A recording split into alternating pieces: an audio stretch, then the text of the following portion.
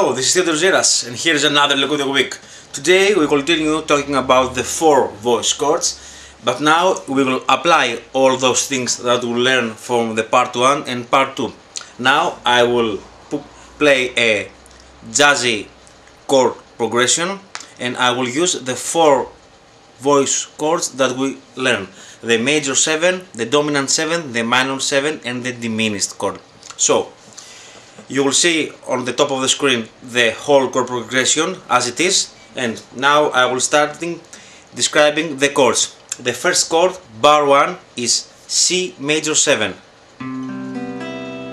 and I will use the C major 7 box with the root on the A string, so the root is on the 3rd fret of the A string. Then second bar is D minor 7, and I will use the root on the A string, is on the 5th fret of the A string. Then the third bar and the third chord is G dominant 7, and now I will use the G on the low E string on the 3rd fret.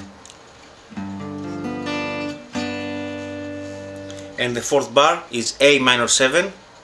I will use the note A on the 5th fret of the low E string. So, to sum up, C major 7, D minor 7, G7, A minor 7. Those are the first 4 bars. Then we'll move to the bar number 5. We have the F major 7. F is on the 1st fret of the low E string. Then we have B diminished. B is on the 2nd fret of the A string. Then we have D minor 7. We play D minor 7 on bar number 2. So number 7 bar, D minor 7, 5th fret of the A string. And then G7, 3rd fret, low E string, the root. So now I will put the metronome in 100 BPM, and I will play the 8 chords: C major 7, D minor 7, G7, A minor 7, F major 7, B diminished, D minor 7, and G7. Okay, now I will put a jazzy backing track into my computer, and I will play all those chords. The tempo is 120 BPM. 1, 2, 3, 4. C major 7, D minor 7, G7, A minor 7, F major 7, B diminished, D minor 7, G7. Okay. Of course, you can see all the chords on the top of the screen. Now I will play the same chords, but now I will use the jazz comping technique. What is jazz comping technique? It's the way that we play the chords with a jazzy rhythm pattern.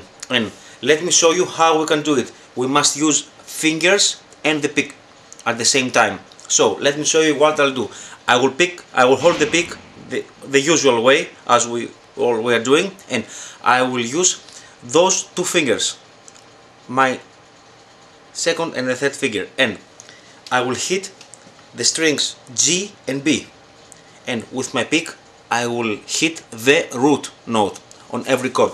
So for example, on the C major chord, this is the C major chord on the 3rd fret of the A string, I will hit with my pick the root, the note C, and with my 2nd and 3rd finger I will play the B and G string. Then I will do the same on the D minor 7 chord, because the root is again on the A string. Then I am moving to the G7 chord. Now on the G7 chord the root is on the low E, and I will do exactly the same. I will play the low string and the B and G string. then A minor 7, etc, etc. Now, what rhythm pattern I will use? As you can see, in the jazz rhythm pattern, we have this shuffle feel. Is 1 2 3 1 2 3 1 2 3 1 2 3 1 2 3 1 2 3 1 2 3 1 2 3, etc. What I will do? I will play the root on the 1 and the B and D string on 3, and the pattern goes like that. I will put now firstly the metronome. 100 is 1 2 1 2 1 2 1 2 1 2 1 2 1 2 1 2 1 2.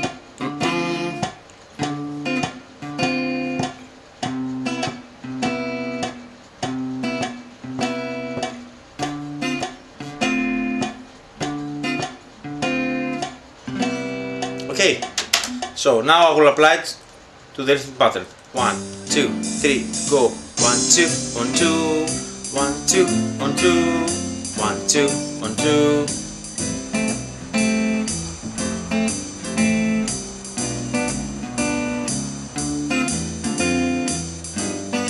Again.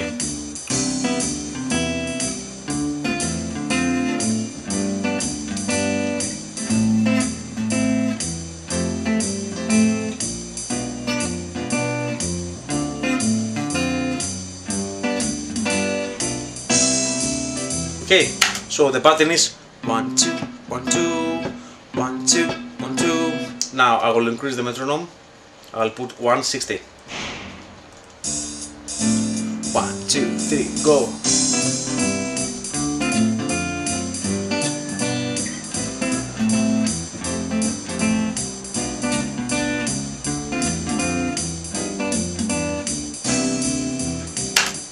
Half faster. 200. 1 2 3 4.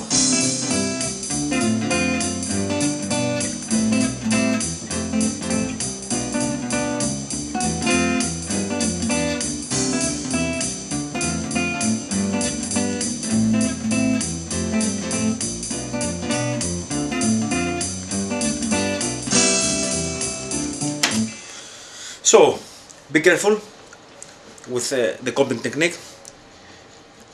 You must hold the pick in the usual way and hit the B and D strings with those two fingers.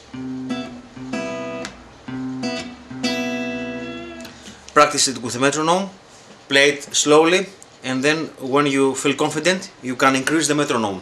You can use any kind of chord progression you like, it doesn't matter. Just by using this technique you can have this jazzy, coping feeling. So, I hope that you liked this lesson. It was Theodore Ziras. It was the Lick of the Week. Don't forget to subscribe to my YouTube channel. All those lessons are free and are for you. And don't forget that if I can do this thing that I show you, you can do this. It doesn't matter. So, thank you very much for watching this video. See you soon. Bye.